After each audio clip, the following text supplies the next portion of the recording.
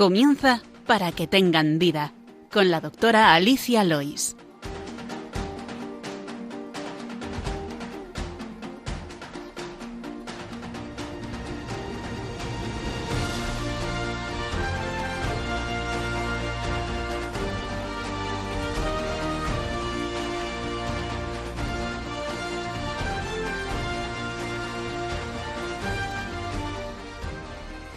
Muy buenos días, queridos oyentes de Radio María. Bienvenidos al programa Para que tengan vida, el programa de medicina de la Radio de la Virgen. Hoy estoy acompañada en este caluroso 3 de julio de la matrona Puri Vicente, que ya nos ha acompañado en otras ocasiones. Buenos días, Puri. Buenos días, encantada de estar aquí otra vez. Y también ha venido Leila Hernández, la doctora Leila Hernández. Buenos días, Leila. Buenos días a todos. Que también nos ha ayudado en muchísimos programas. Saludamos también a José Luis Lois en el control de sonido y a todos nuestros oyentes. Gracias por acompañarnos. Vamos, como siempre, con el sumario del programa de hoy. En la sección El problema médico de hoy hablaremos de muchas cosas, pero sobre todo relacionadas con infecciones vaginales y todo lo relacionado con la vagina, otras enfermedades de dicha zona. Y en la segunda parte hablaremos de la prevención del cáncer de cuello de útero y la citología vaginal. En la sección Medicina y Cultura hablaremos en esta ocasión del arte de un dibujante y su relación con la prueba del Papa Nicolau, la prueba que se hace de la citología. Y finalizaremos con lo que más nos gusta, con la oración de los niños.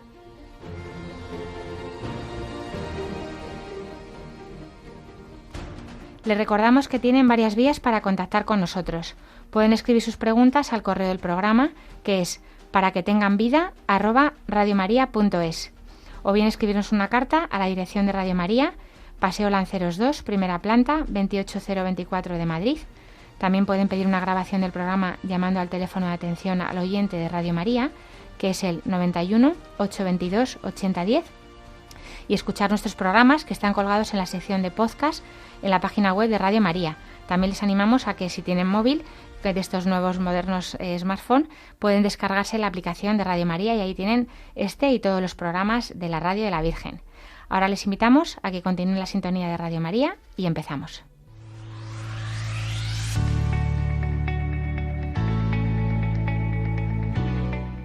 El problema médico de hoy.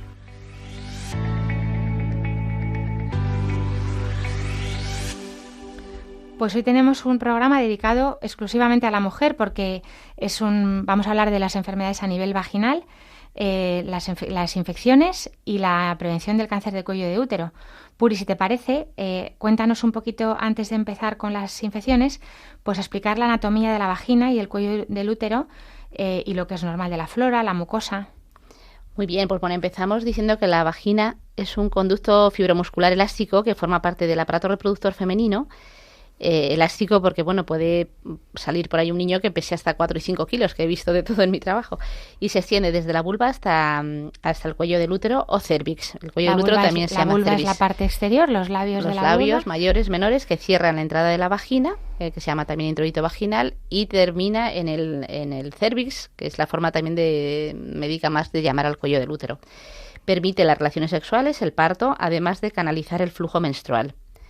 Y en la vagina se van a ir produciendo cambios a lo largo de la vida de la mujer, desde que nace hasta que llega a la pubertad, y desde la menarquia, que sería la primera regla, hasta la menopausia, que es el cese de los ciclos menstruales. Su longitud varía en la mujer y puede llegar hasta tener 11 centímetros. Tiene muchos repliegues y tiene una secreción que llamamos flora vaginal o microbiota. En ella existe este conjunto de bacterias beneficiosas que habitan en la mucosa vaginal y que evitan que proliferen en ella o la colonicen organismos patógenos. Es decir, no está estéril. La vagina no es estéril, existe una flora o microbiota que está en equilibrio, por así decir, cuando no hay ningún tipo de infección.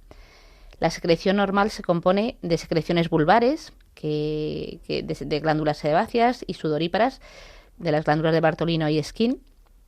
A veces se ven bartolinitis, por ejemplo, que esa es una de las cosas que preguntan mucho a las mujeres, que es una inflamación de esta glándula que está justo muy cerquita en el labio menor. Luego también hay trasudado de la pared vaginal. La propia vagina tiene su propia sudación. Y luego células exfoliativas que vienen de la vagina y del cervix. moco cervical, que va cambiando dependiendo la influencia hormonal que existe, dependiendo de la influencia hormonal del ciclo, pues en el momento de la ovulación, en el momento de la fase posovulatoria, ese moco cervical va cambiando. Claro, explicar un poquito, ahora vamos a hablar del moco patológico, de la leucorrea, pero también, como tú dices, la vagina tiene moco fisiológico, que es normal, además favorece, por ejemplo, en los días de la ovulación, que es un moco como como clara de huevo, pues que favorece la fecundación y las relaciones sexuales también. Eso esto es moco. El flujo vaginal es flujo. Yo siempre distingo, el moco cervical tiene una consistencia mucosa y va cambiando con la influencia de los estrógenos, pero el flujo es algo distinto, se disuelve en el agua y el moco es moco y sería muy interesante hablar de esto, ¿no? Luego, aparte de este moco cervical que va cambiando, está el líquido endometrial y luego, esto muy importante, los propios microorganismos de la microbiota. De estos microorganismos, el 90% son lactobacillus, que seguro que esto lo han oído mucho, porque muchos de los preparados y de los óvulos, cremitas que existen para el tratamiento de problemas vaginales tienen como componente lactobacillus. Y ahora está muy de moda también los yogures con lactobacillus y todas estas cosas, Pues ¿no? saber que la microbiota normal de la vagina, un 90% es lactobacillus. Estos lactobacillus que están presentes en las paredes de la vagina impiden que los microorganismos nocivos se puedan adherir a la misma pared y que puedan, por lo tanto, producir así una infección, ¿no? Es verdad que, por ejemplo, también hay otros microorganismos como la cándida, que si están en equilibrio y están a raya, digamos, porque los lactobacillus lo mantienen el predominio, pues estos otros microorganismos no tienen por qué dar ningún problema. La cándida, que es un hongo, para que... Es un hongo, sí, lo digo, porque las que han tenido candidiasis saben perfectamente de lo que hablamos, porque ahora hablaremos de la vaginitis, pero que puede haber cándida en una flora normal si está en equilibrio y en poca cantidad. Exacto. Y luego la vagina tiene un pH normal que es de 4,5 porque produce ácido láctico, es ácida, que esto va cambiando si hay algún tipo de infección, sí. El pH. ¿Qué es la leucorrea? Bueno, pues la leucorrea es una secreción de la vagina, una secreción que se produce, que puede ser normal, como hemos dicho. La leucorrea no tiene por qué ser algo anormal. La vagina tiene una propia secreción y que se compone de lo que hemos dicho anteriormente, pero puede convertirse en algo patológico y que por lo tanto se acompañaría también de sintomatología, ¿vale? Está compuesta por exudado de las glándulas y células secretoras existentes en el tracto genital, lo que hemos dicho antes, líquido trasudado procedente de los capilares de la pared vaginal y células descamadas del epitelio escamoso. Todo esto reviste la vagina y el ectocervix, ¿no? Que es la zona del cuello del útero que está en contacto con la vagina. Y luego, en menor proporción, tiene células desprendidas del epitelio cilíndrico del endocervix. O sea, el cuello del útero tiene estas partes que llamamos ectocervix, endocervix, que es como la parte más interna y que son interesantes conocer porque cuando hablemos de la citología es justo de estas zonas de donde se toma una muestra, ¿vale? ¿Qué pasa en la vaginitis, Leila? Cuéntanos. Pues la vaginitis sí que es cuando ya se produce un proceso inflamatorio de la mucosa vaginal, que ocasionalmente es asintomática. Por lo general sí que va a presentar pues un picor, un escozor a nivel vaginal y también un aumento de la secreción, ¿no?, de la leucorrea.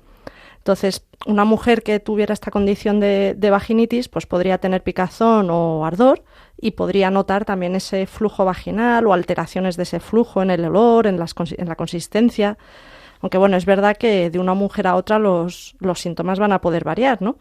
Pero bueno, los síntomas generales ahí sí son la irritación, el picor del área genital.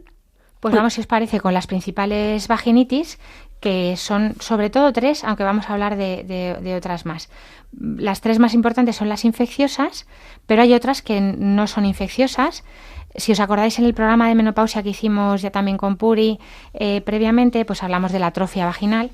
Entonces, en la vaginitis atrófica, que sería no infecciosa, que suele darse en la menopausia, ¿qué ocurre, Puri?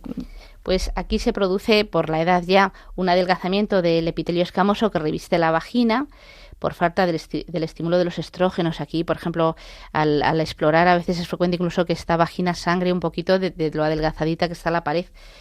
La mujer aquí, y no hay infección, pero sufre prurito, picazón, irritación, dispareunia, tiene molestias con las relaciones por esa propia atrofia, disuria y a veces ¿Disuria dolor. es molestias al hacer pis? Sí, eso es. Y a veces presenta dolor y pequeñas pérdidas de sangre, que acompaña a la secreción vaginal. Muchas veces las mujeres consultan por estos síntomas que son básicamente normales debido a la atrofia vaginal por la edad. Y como decíamos en el programa de menopausia, bueno, pues el tratamiento aquí pues son los estrógenos locales, va muy bien porque favorecen otra vez la epitelización y la reparación de esa pared, ¿no?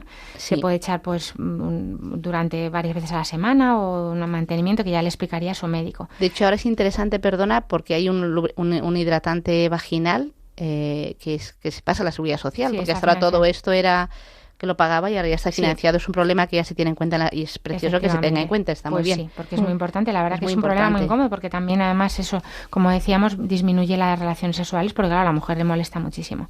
Otro tipo de vaginitis que puede haber, que no es infecciosa, aunque puede producir infección, son los cuerpos extraños, muchas veces tampones olvidados en la vagina, porque yo he tenido 3 casos, o sea, no son...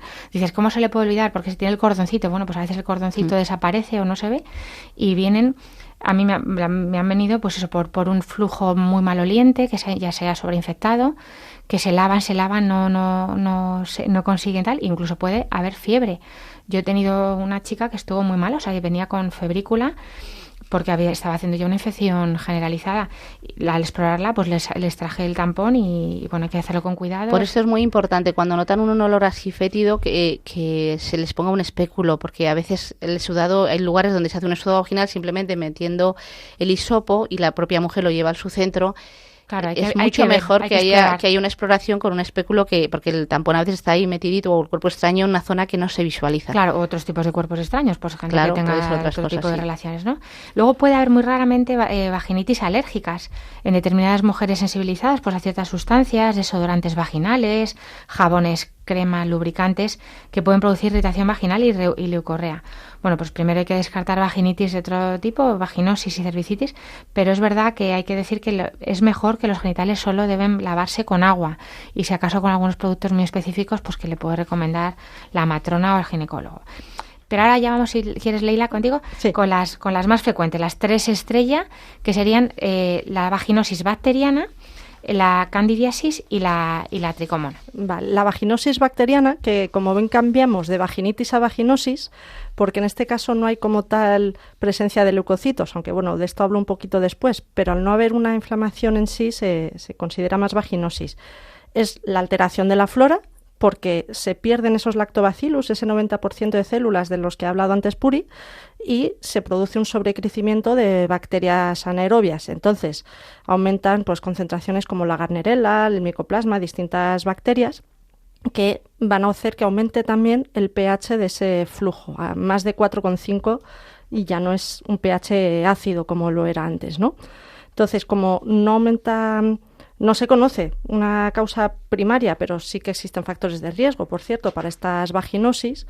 ¿Cuáles son esos factores de riesgo para tenerlos en cuenta? Las duchas vaginales, que como decías antes, los genitales se lavan por fuera con agua, pero no hay que hacer una ducha interna hacia adentro. Luego, la alcalinización repetida de la vagina, bien por relaciones sexuales o la actividad sexual durante la menstruación, el tener múltiples parejas también puede afectar al pH de la zona, las relaciones a temprana edad, el ser fumadora.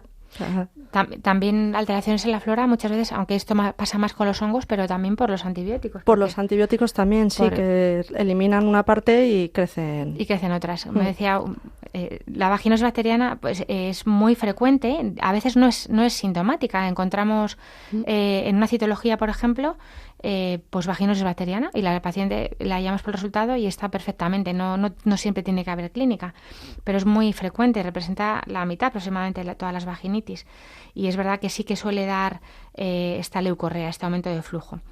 De hecho, que es un aumento de flujo de color blanco grisáceo, un poco moderado, abundante y de muy mal olor. Generalmente se dice que huele a pescado, ¿no? Además es como de poca viscosidad, es homogénea, reviste casi toda la pared de la vagina, el introito vulvar y como decía, el pH sube ya entre 5, 5,5 y bueno, genera en el frotis, que eso nos lo comentará un poco mejor Puri, lo que llamamos las células club y pocos o ningún lactobacillus. Es verdad que es menos frecuente el picor que en la que vamos a hablar a continuación, que en la candidiasis bacteriana. Y muchas veces la paciente lo que se queja es el olor, ¿verdad? El olor y ese flujo grisáceo, olor a pescado. Y ese olor, el espontáneo del flujo a pescado, que además se incrementa con la regla o con el coito también, y por la alcalinización de las aminas, ¿no?, de esa zona. Pero bueno, sí que se tiene para el diagnóstico pues que se cumplan 3 criterios de 4, ¿no? El tema del pH, que sea superior a 4,5, la secreción que decimos de aspecto blanco grisáceo y adherente a las paredes, que haya un 20% de células clave o células CLU, como decía antes en el frotis, y la prueba de las aminas, que es que haya un olor a pescado después de añadir unas gotitas de hidróxido de potasio. ¿Y cómo se trataría esta vaginosis bacteriana si es que hace falta tratar? Pues se trata cuando hay síntomas. Si no hay síntomas, es verdad que no hace falta hacer un tratamiento. Y la pareja, por cierto, tampoco necesita tratamiento en estos casos, que ya veremos como en otros casos a veces sí que se necesita avisar a la pareja.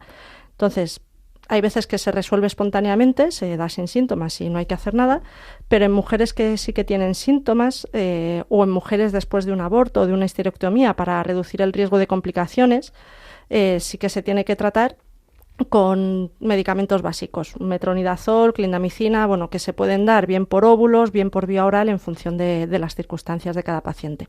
¿Y qué complicaciones puede tener algunos autores han señalado algunas complicaciones con esta infección? Pues sobre todo la endometritis por parto, prematuridad también cuando es en el embarazo que se tiene esta infección, o la salpingitis, ¿no?, que es la inflamación de las trompas. La inflamación de las trompas, exacto.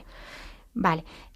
Vamos, si os parece, con la segunda en frecuencia, aunque primera yo creo que en molestias, que es la candidiasis vaginal, que es la cándida, como decimos, es un hongo, no es una bacteria, es otro tipo de patógeno, no se cura con los mismos antibióticos, al revés, se ve favorecido su crecimiento, y esto pasa mucho por el abuso de antibióticos del que tanto hemos hablado otras veces, porque al matar las células, las bacterias buenas que tiene nuestra flora, aumenta, como decíamos antes, estas otras que a lo mejor están ahí a la espera y si ven que se pone el campo libre, pues sobrecrecen, ¿no? Cuéntanos, Puri, si quieres, de la candidiasis vaginal, porque tú también lo encuentras mucho. Encuentro mucho. Quería añadir de la vaginosis bacteriana de antes, decir que el olor a mina aumenta con el coito y con la regla, que lo dices tú mucho a la mujer. Claro. Dices que empeoro en estos momentos. Claro, porque además el semen también ya tiene su propio olor. Por la alcalinización. Exacto. Exacto. Pues de los hongos decir que es muy frecuente, lo veo muchísimo y sobre todo también porque estoy en contacto con mujeres embarazadas y en el embarazo aumenta debido a la situación hormonal que tiene la mujer. Produce un prurito vulvar muy intenso, una irritación, una secreción vaginal parecida al requesón, que hace placas dentro de la vagina, se observa muy bien, y un eritema también en la vulva, incluso pequeñas como heriditas, como pequeñas laceraciones en la zona de todo el periné, entre la vagina y el ano. Representa el 20 al 30% de todas las infecciones genitales que producen leucorrea, ¿no? Y la mayoría es por la cándida de los hongos. La cándida es la fundamental. La cándida albicans. Luego hay otras cándidas que a veces encontramos en los exudados que requieren otros tratamientos un poquito más fuertes, pero la cándida albicans, dentro que es la más frecuente, también tiene un tratamiento bastante fácil. Y luego es muy frecuente que te digan, si me lo he tratado y vuelvo. Hay muchas recidivas y esto se debe a que el intestino puede actuar como reservorio. Entonces, aunque se hace el tratamiento vaginal, está el reservorio, entonces en cualquier momento la mujer vuelve a tener sintomatología y vuelve a tener la cándida. La vulva puede tener olor a leche agria y la región perianeal puede mostrarse de color roja, edematosa y con como os decía, con pequeñas grietas. Es importante detectarla pronto, no esperar a tener mucha sintomatología porque eso va a más y a veces me he encontrado leucorreas que luego se tarda en poder quitar, se necesitan varias veces de tratamiento. Cuando para el tratamiento eliminar. Es bastante sencillo, o sea, no, sí. En realidad la clínica es muy muy típica y el tratamiento es sencillo. Lo que pasa es que hay resistencias y así que se está viendo que no todas las mujeres no les hace el mismo efecto. Lo que hace 10 años, ahora ya hay que buscar más fármacos o tratarlos vía tratarlo oral. De otra manera, exacto. Ahora hablamos del tratamiento, pero es verdad que son tratamientos que están a la disposición, o sea que se puede a lo mejor cambiarse de tipo de óvulo, porque se trata muchas veces con óvulos vaginales, también se puede tratar vía oral y muchas veces hay que tratar vía oral en las que son recurrentes, las que son de repetición. No es de transmisión sexual necesariamente, pero sí hay que tratar a la pareja. Es verdad, o sea, hemos de decir que la cándida la puede tener mujeres que no han tenido relaciones, por esto que decimos del uso de antibióticos, cambios en la flora, a la pareja se le trataría solamente en los casos en que la pareja tenga síntomas también. Exacto, sí, si no es necesario. La cándida forma parte de la microbiota vaginal, o sea, no es algo que viene de fuera. Lo que pasa que, lo que hemos dicho, que se altera y aumenta y se hace fuerte. Y bueno, como tratamiento pues está el fluconazol, el clotrimazol, que ya las mujeres lo conocen, el típico, no digo nombres comerciales, pero es que lo dan en la farmacia. Sí. Últimamente ya no se da porque todo se pide receta, menos mal, pero si no la mujer esto lo compraba como una cremita. Todavía a algunos se le da, es verdad que es tan molesto, yo le agradezco que se lo den, porque es que es verdad que a veces es verdad que si vemos que es muy recidente hay que cambiar de tratamiento, pero claro, pasarte, o sea, el picor que refieren es muy, muy incómodo. Sí. Entonces, si te pilla un fin de semana, la verdad que irte a urgencias por esto es una pena. Luego es verdad que, como dices, hay veces que son recurrentes y en esos casos sí que se tiene que dar el tratamiento oral, pues porque tengan más de 4 al año, porque estén con síntomas complicados, o personas que están con especies de cándida diferentes, ¿no? Como decías antes. Al hacer el cultivo vemos otras especies. También, pues eso, se puede hacer incluso tratamiento 6 meses. O sea, ya el médico se lo explicará si le hace falta, ¿no? Pero si son recidivantes, como tú dices, más de 4 al año, pues es verdad que a lo mejor hay que estar tomando el tratamiento 6 meses en una pauta que, bueno, el médico le explicaría. No a diario, pero sí semanal. Y hay que hacerlo para erradicarla bien, ¿no? Lo que no hay evidencia es el uso del aceite del árbol del té intravaginal, que en algunos casos también se está usando, o de la ingesta oral de yogur con lactobacillus. Es verdad que lo podemos recomendar porque la flora, ya hablaremos en agosto de un programa de microbiota, pero es verdad que bueno, muchas veces necesitamos estos antifúngicos. No sé si quieres decir algo más de la cándida, Puri. No, creo que es muy importante una buena higiene general en la mujer, pero sin exagerar. O sea, Exacto. Lo que decía la doctora Leira de las duchas vaginales, que me lo encuentro, al final acabas eliminando ese equilibrio que tiene la flora vaginal natural y puede favorecer la aparición de estas cosas. El exceso de higiene sí. no es bueno porque hay que permitirle al cuerpo hacer su propia secreción, que para eso está. Eso es. Para poderlo mantener en orden. Y nos quedaría, de estas 3 que hemos hablado importantes, la de un tipo de parásitos que son la tricomoniasis. La tricomona vaginal, que sí que es una enfermedad de transmisión sexual, una infección de transmisión sexual. Y que cuéntanos un poquito las peculiaridades, si quieres, Leila, de esta infección. Es una infección que en sí es bastante similar a las otras, ¿no? Tiene el prurito vulvar, tiene la molestia al orinar o la sensación de tener ganas de orinar constantemente, y la secreción en este caso suele ser un poco más abundante, como espumosa y como amarillo verdosa.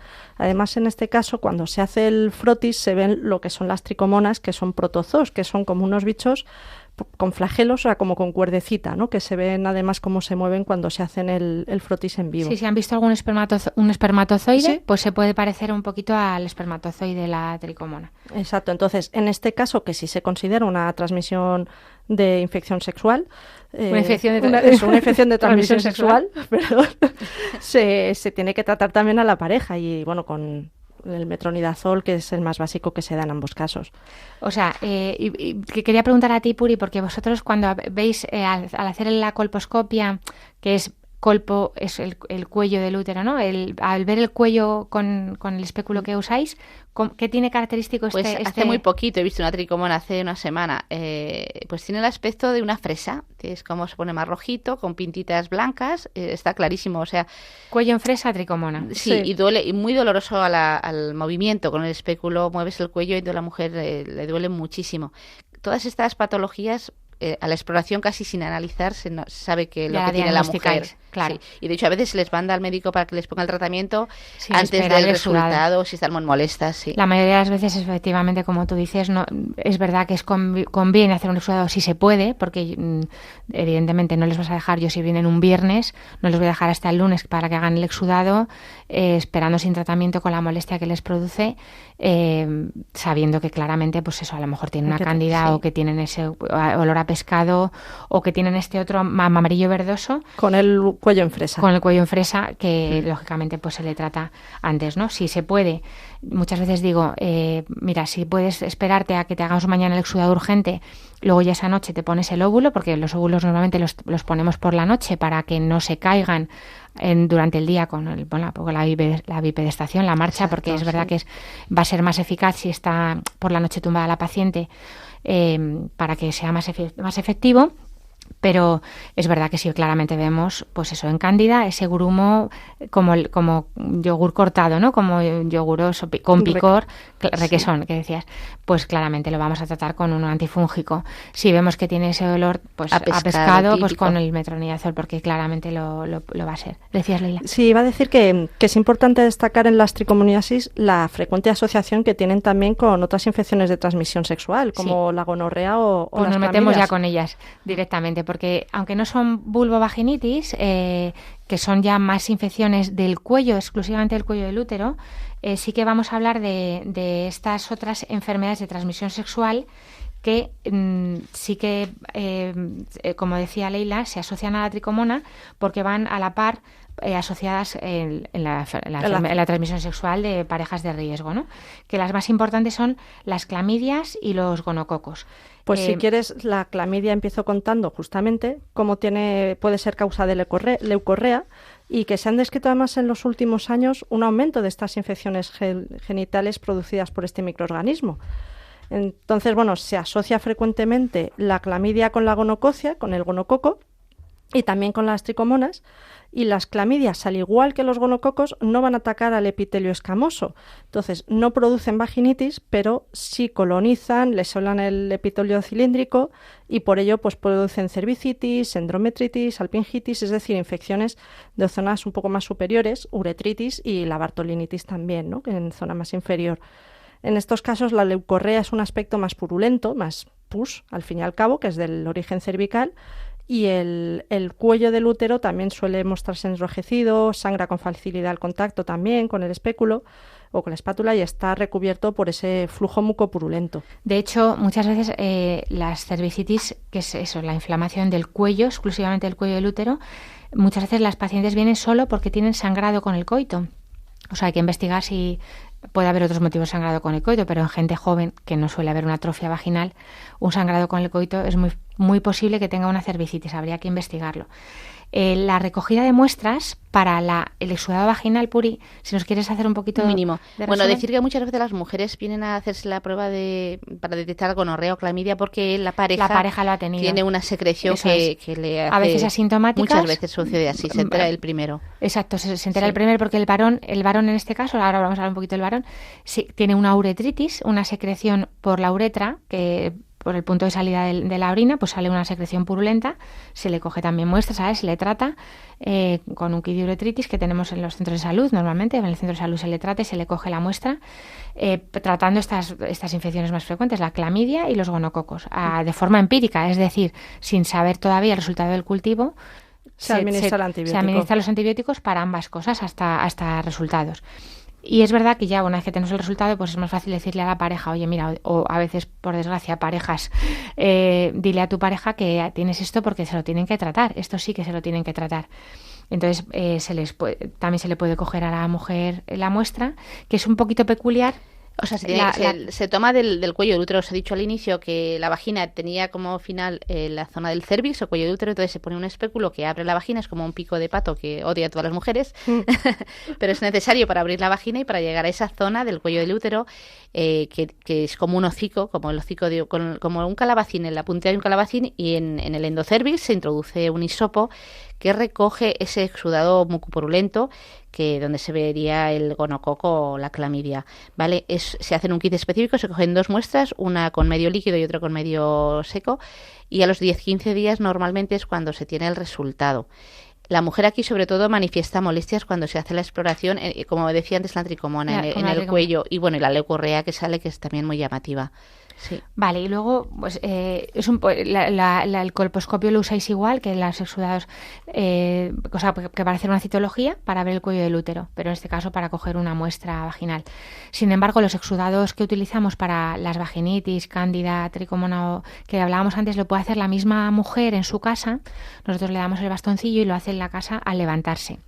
¿Qué tiene que hacer? No lavarse mucho antes de coger el exudado, porque queremos coger cuanta más muestra.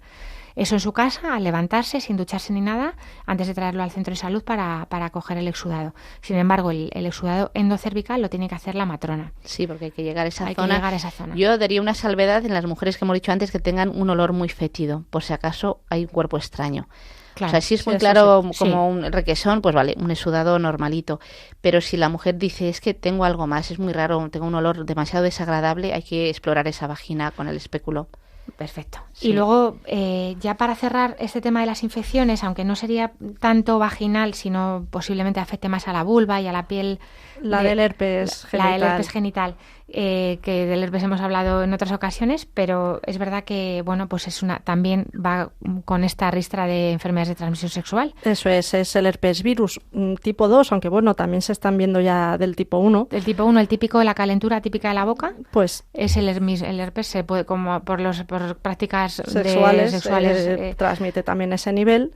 Y bueno, el diagnóstico en este caso es porque se ven las vesículas. Como hemos hablado en otros programas del herpes, se ven las vesículas confluentes que además producen muchísima quemazón, muchísimo dolor y bueno, se confirma con seguridad por el cultivo del virus, aunque es verdad que no, en estos casos no suele producir una leucorrea. Pues nada, ya cerramos este bloque. Un poco resumen, que esto no sustituye a su médico, ni a su matrona, ni a su ginecólogo para que consulten las dudas, pero bueno, una orientación, que esto es muy frecuente, que hay que tenerlo en cuenta y que, bueno, pues ante la duda de no autotratar, sino mejor preguntar al médico. Hacemos una pausita y he cogido hoy una canción, bueno, pues un poco dedicada a las mujeres, pienso yo también, muchas veces que nos queremos menos de lo que deberíamos. Bueno, pues que a veces por esto de la práctica sexual es a veces un poco, bueno, más promiscuas que puede haber, ¿no? Porque hablaremos del cáncer de cuello de útero o que no nos queramos tanto, pues que nos recuerde que Dios nos hizo tan bien.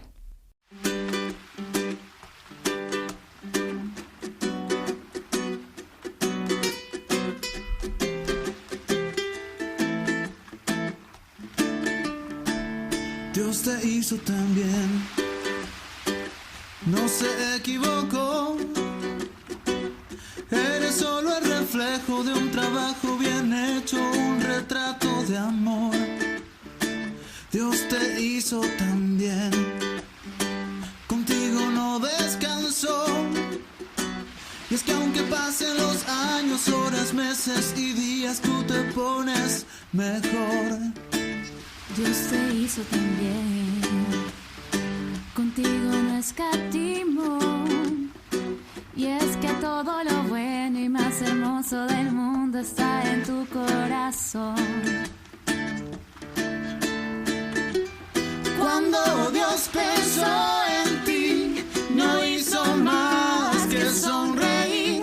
Hizo un tatuaje de tu nombre en su mano. Cuando Dios pensó en ti, dijo la haré igual a mí. Será la niña que alumbre estos faros. Y dijo Dios que todo estaba bien. Todo estaba muy bien. Y dijo Dios que todo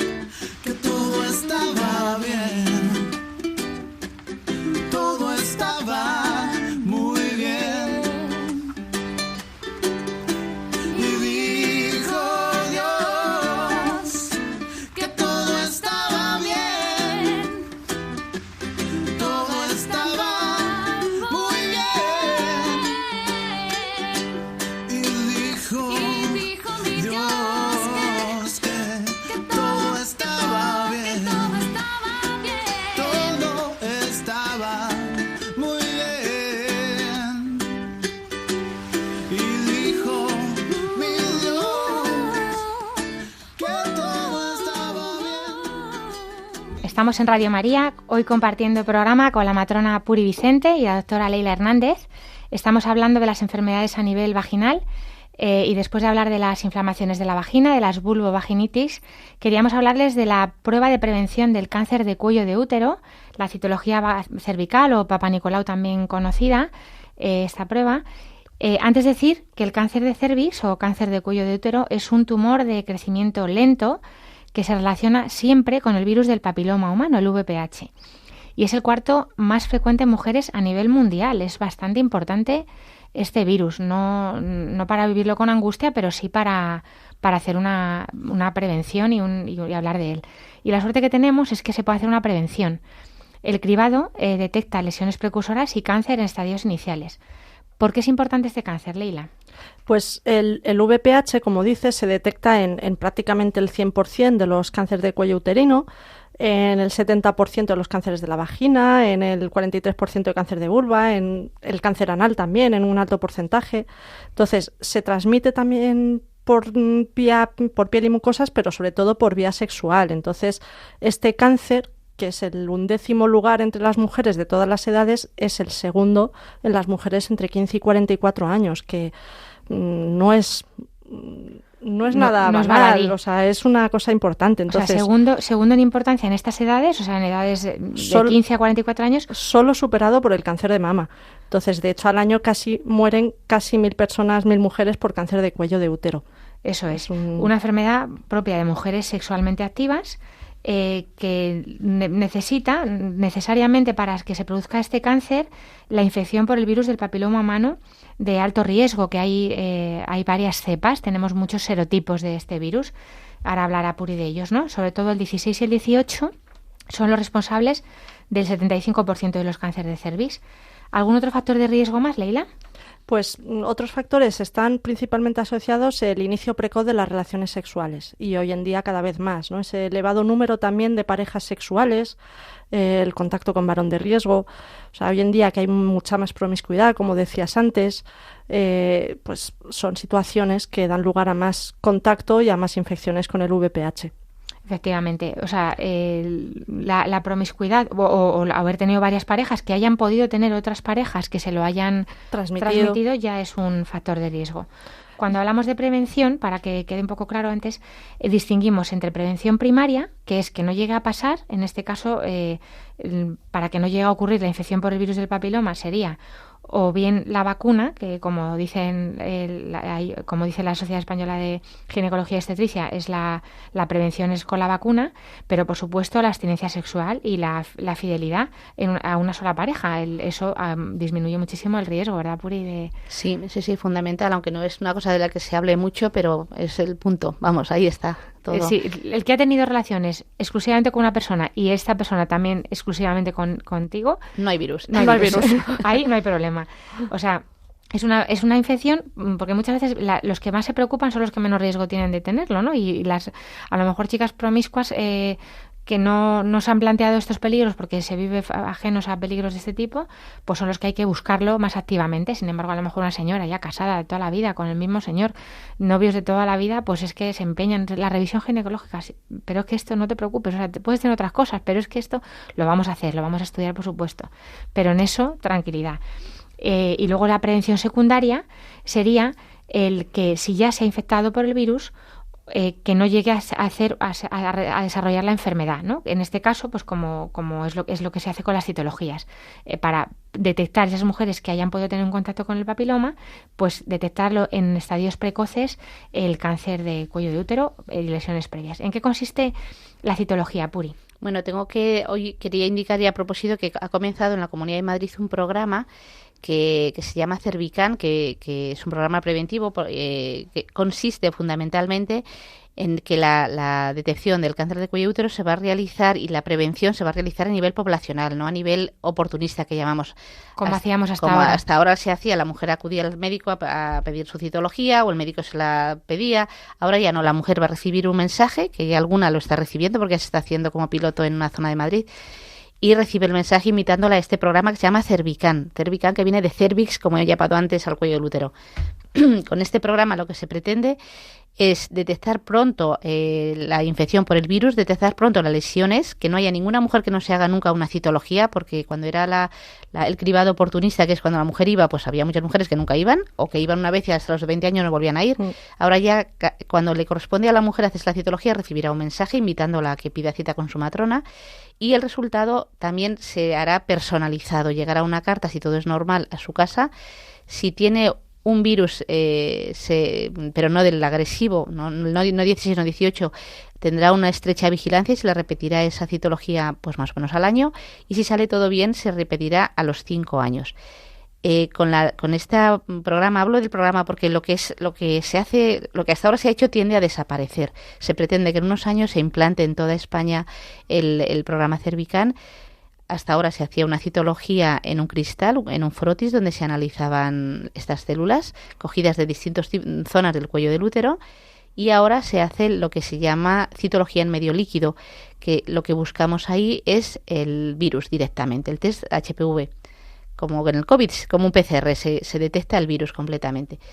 Y se detecta el virus, si se detecta el virus, se detecta si es el de alto riesgo o de no alto riesgo, y si se detecta, se realiza una citología reflex, que llamamos, que es en el mismo material que hemos cogido para detectar el virus, se hace una citología. ¿Qué es analizar las células? Claro. Citología es estudiar las Estudio células. de células. Y con eso vemos si ese virus ya ha producido una lesión. Entonces se ha visto que esta manera de hacerlo es mucho más selectivo y una especificidad mayor que la citología o Papa Nicolau, que se llama de siempre tradicionalmente.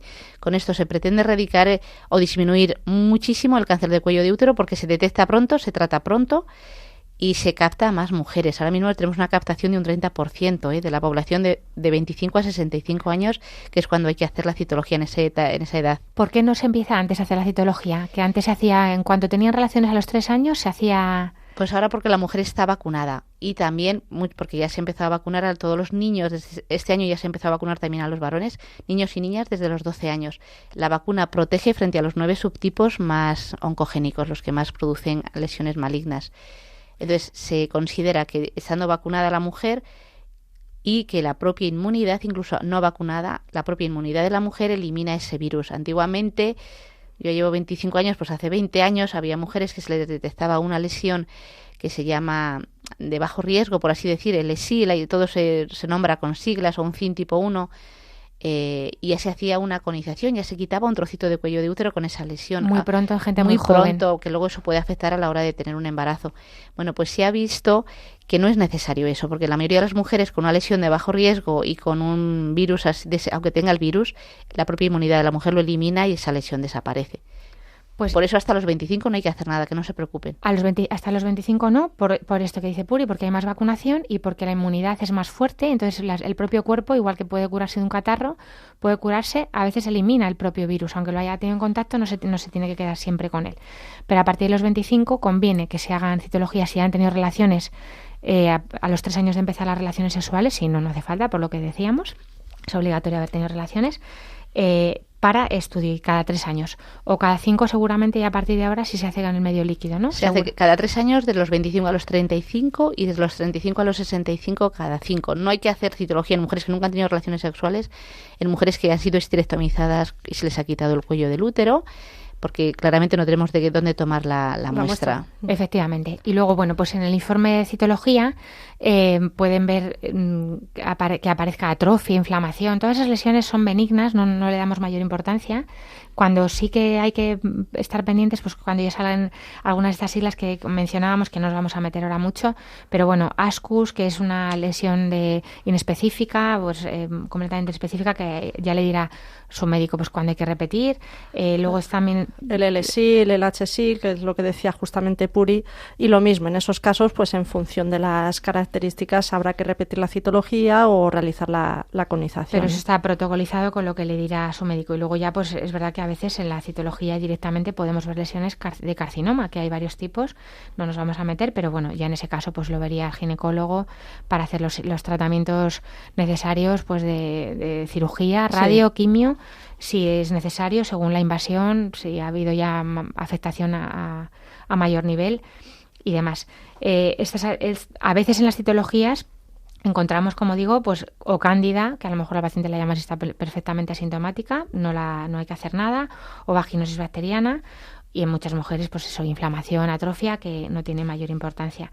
Pero bueno, como resumen, que es verdad que aunque no se ha hecho activamente, bueno, muchos médicos sí que intentamos que nuestros pacientes tengan las citologías hechas, si a lo mejor el paciente viene por algo, porque a lo mejor hay pacientes que no vienen nunca a la consulta y entonces nunca nos metemos a mirar sus planes personales, que llamamos y no lo vemos, pero que ahora, si Dios quiere, con el tiempo va a haber más programas de cribado poblacional, porque en este tipo de cánceres, como en el de mama y en el de colon, como se está haciendo con el prebecolon y con el de Precam, que son los distintos programas de detección de cáncer de mama y de colon, pues el de cervix, son los 3 que tienen así un cribado poblacional que es eficiente, que merece la pena el esfuerzo y la inversión, porque es mucho lo que se gana. Medicina y cultura. Hoy en esta sección, en el programa en el que hemos hablado de la citología, queríamos contarles la curiosa historia que hay detrás de los inicios de la prueba de Papa Nicolau. Leila, cuéntanos, que has sido tú la que nos has traído este tema. Pues voy a empezar contando quién es realmente el protagonista de la historia, que no es precisamente Georgios Papanikolaou, el médico griego que emigró a Estados Unidos y que inventó la prueba, sino un amigo suyo, un japonés, llamado Hashime Murayama, muralla como la muralla romana, pero escrito con Y y acabado en MA, que fue un hombre japonés licenciado en la Escuela de Arte de Kioto y que llegó a Estados Unidos a inicios del siglo XX. Estuvo trabajando allí en el Weill Cornell Medicine, que es la Facultad de Medicina de Nueva York, dibujando láminas y dispositivas a partir de observaciones de células al microscopio. De hecho, llegó a patentar una técnica de montaje de tejidos biológicos para prepararlos para fotografías, ¿no? Entonces, Hashime Murayama conoció, mientras estaba trabajando en esta Universidad de Nueva York, a Papanikolaou, y con él se iba por las tardes, cuando acababan su jornada, al acuario de Nueva York, al finalizar la jornada, para hacer lo que más le gustaba a Hashime, que era pintar peces, pintar especies marinas. Y bueno, de hecho, Papanikolaou decía de su amigo que los dibujos eran tan buenos que coincidían con el pez original hasta en el número de escamas. Entonces, bueno, gracias a su gran talento, que si alguien lo quiere buscar en los buscadores, merece la pena, porque son dibujos preciosos. Pues Murayama comenzó a trabajar en National Geographic, la revista de documentales animales principalmente. Entonces, claro, no había la calidad fotográfica que tenemos hoy en día. Entonces Hashime fue contratado para pintar animales para las publicaciones durante más de 20 años, hasta que llegamos a 1940. Entonces, que es la Segunda Guerra Mundial. Exacto. En ese contexto, y los recelos hacia Japón. Exacto. En ese contexto de la Segunda Guerra Mundial, en 1941, Murayama es despedido. Decían que había falta de calidad en sus obras. Ya digo, si lo buscan, verán lo que es una mentira, pero patente. Realmente pues era un despido, lo que son las guerras, ¿no? Claro, era un despido xenófobo, porque había pues ese miedo a lo japonés, a lo asiático, a lo coreano. De hecho, bueno, lo más curioso es que el que fue su sustituto era un hombre descendiente de alemanes, que tampoco es que fueran muy queridos en ese momento, ¿no? Entonces, bueno, Hashime se vio desempleado a los 64 años, se vio obligado a dejar su casa, detenido en varias ocasiones, retenido en Ellis Island, que es la isla de inmigración de ahí al lado de Nueva York, cerca de la Estatua de la Libertad. Y su amigo Papanikolaou, pues mientras realizaba un proyecto de investigación que era con un hisopo. Que nos ha comentado Puri antes, el hisopo, la varilla esa con la que se coge el bastoncillo de los oídos grandes, por decirlo así, pues frotaba el cuello uterino de las mujeres y tras aplicar pues determinadas tinciones miraba al microscopio apreciando las diferencias celulares. Con ello, Papanikolaou concluyó que las células cancerígenas tenían membranas distorsionadas, tenían núcleos oscuros, es decir, tenían ciertas alteraciones que podían dar lugar a visualizarlo con anterioridad, y lo presentó a la comunidad científica, pero la comunidad científica no entendía lo que quería decir porque no había ni una sola imagen. porque ya dicen una imagen vale más que 1000 palabras. Entonces Papa Nicolau intercedió por su amigo Hashime Murayama, fue al fiscal general de Estados Unidos pidiendo que por favor lo sacaran de Ellis Island, donde estaba retenido con su mujer y con sus 2 hijos, porque lo necesitaba para ese proyecto. Y Hashime, gracias pues, a su gran labor, consiguió pues, dibujar las células, dibujar las alteraciones de todas esas lesiones precancerígenas y consiguió pues, que esos dibujos se extendieran por todo el resto del país, donde se hizo la primera prueba de cribado, digamos, nacional en Estados Unidos, con más de 150.000 mujeres. Se llegó a descubrir un montón de lesiones precancerígenas y se llegó a reducir la mortalidad hasta en un 70%, porque hasta entonces es verdad que la única prueba que había era la biopsia, que era ya cuando el cáncer de cuello de útero estaba muy extendido, daba muchos síntomas y la mortalidad, por tanto, también era muy grande. Pues nada, damos gracias a Dios por estas amistades, por el arte, por la medicina, la historia que tiene detrás, que es fascinante, porque verdaderamente, gracias Leila, porque yo no lo conocía esta historia y muchas veces has por sentado tantas cosas que ya están ahí instaladas y cómo han llegado, pues no te lo planteas, ¿no? Y que no siempre ha habido citologías, no siempre ha habido fotografías, no siempre ha habido microscopios fotográficos que puedan hacer una foto de una microscopía, y es verdad que es... Y ver como alguien que no es científico, por decirlo de una forma, que es un artista, al fin y al cabo... Un pintor ayudó a la medicina en esto tan bonito y a través de una amistad, que siempre es un gran regalo. Pues muchas gracias, Leila. Gracias también a Puri. Y hasta aquí el programa de hoy. Se nos va el tiempo. Nos despedimos recordándoles en ningún momento las explicaciones que damos aquí pueden sustituir las del médico vuestro, las de su médico de familia y su matrona, su matrón y su ginecólogo. Pero bueno, pues aquí lo que podamos aportar, bienvenido. También les recordamos que pueden escribir sus preguntas al correo del programa, les recuerdo, para que tengan vida @radiomaria.es. También esperamos sus propuestas de programas y les agradecemos mucho cuando nos escriben. También pueden escribir aquí a la dirección de Radio María, Paseo Lanceros 2, primera planta, 28024 de Madrid, si no tienen correo electrónico, y escucharnos en la sección de podcast de la página web de Radio María, que es radiomaria.es. En la sección de podcast están todos los programas de la radio. Buscan por programa Para que tengan vida, o por conductora yo misma, Alicia Lois, y ahí también nos pueden encontrar, y si lo quieren mandar a alguna persona que le interese o que le pueda interesar, pues bienvenidos. Les recordamos, como siempre, que Radio María vive de la providencia y de la generosidad de los oyentes y voluntarios, así que también pueden hacer ahí en estos medios pues su donativo, que se agradece mucho. Aquí tengo a mis voluntarias, que aquí somos todos voluntarios, porque bueno, pues muy agradecidos a la Virgen todo lo que nos hace. Y antes de despedirnos, como siempre, nos traen Santiago y Pablo, que tienen 13 y 11 años, una pequeña oración de despedida. Te damos gracias, Señor, porque ya hemos acabado este curso y tenemos tiempo para estar con nuestra familia. Te damos gracias por nuestros amigos, nuestra iglesia y todo lo que nos has dado. También te damos gracias por nuestra familia, nuestros padres, mi hermano, y te pedimos por el comienzo del verano, para algunos, que nos lo pasemos muy bien. Mejor imposible acabar con esta oración. Gracias, Leila, un día más por acompañarme. Un placer, como siempre. Gracias, Puri. Gracias a ti, ha sido un gusto, sí. Gracias, José Luis Lois en el sonido. Muchas gracias a ti, Alicia. Y feliz verano. Y a todo el equipo de Radio María, sin los cuales, por supuesto, esto no sería posible. Y gracias a los oyentes por habernos acompañado otro lunes más. Nos volveremos a encontrar, si Dios quiere, dentro de 2 semanas. Ahora les invitamos a continuar en la sintonía de Radio María, que tengan buen verano, mucho cuidado con el coche, a los que viajan, y mucho cuidado con el sol, con el calor, con la piel, y que Dios les bendiga.